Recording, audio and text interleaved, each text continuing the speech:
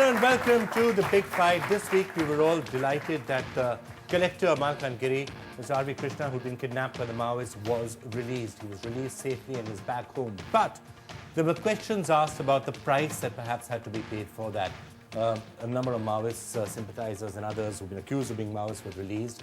The entire question of whether you should accept the demands of a hostage taker or whether you should say we will not negotiate at all. It's a tricky question because obviously lives are at stake out here, and sometimes you feel like releasing the people to make sure that the person gets home safely. But then there's the question about the precedent it sets, and are there other future kidnappings that are likely to come up because of an action like this?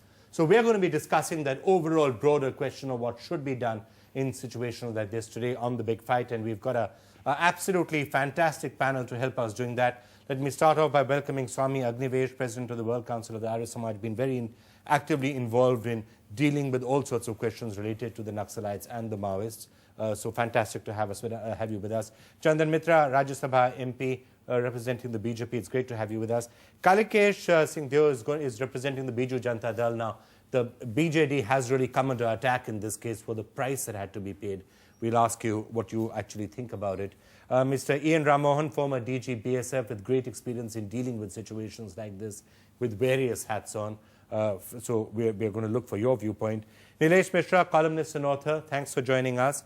And we're going to try and get, we also have with us Mr. Varavara Rao, who is a revolutionary writer, an ideologue who's been very closely associated with the Naxal movement. He's joining us from Hyderabad. Mr. Rao, thank you for being with us.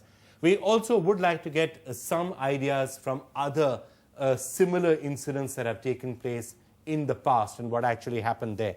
So here with us in the studio, we've got with us Mr. Virender Singh, who was a passenger on IC 814. To secure the release of these passengers, 3 people were set free, and the repercussions for that were felt a long time. And also in Kashmir, the releasing of Rubaiya Saeed, to get her release, a number of people were freed. What happened with that? We do have with us Yasin Malik, who was one of the founders of the JKLF, and he's still the chairman of the JKLF, with a lot of ideas as to what exactly happened at that time.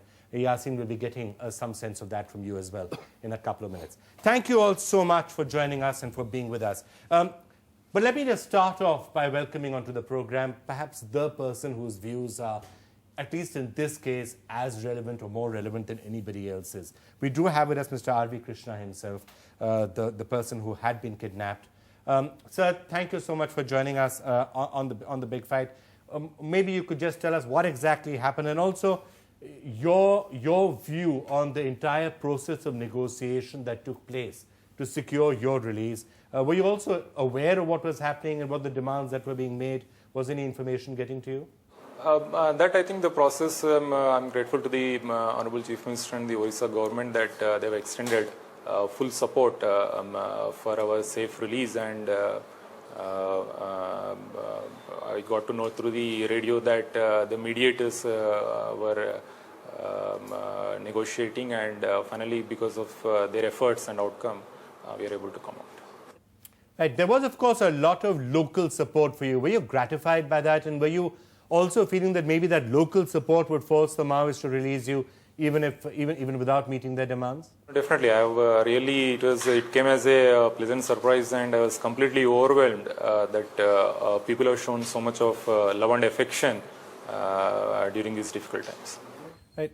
Sir, the government essentially yielded to a number of Maoist demands to secure your release. So I have to ask you, I know it's very difficult for you to take a dispassionate view on this. It is your life, after all, that we are talking about. But at the end of the day, do you think that was the right thing to do? As a person who was under the, who was kidnapped, and my family has to go through so much of trauma. So I'm just grateful to the government that they have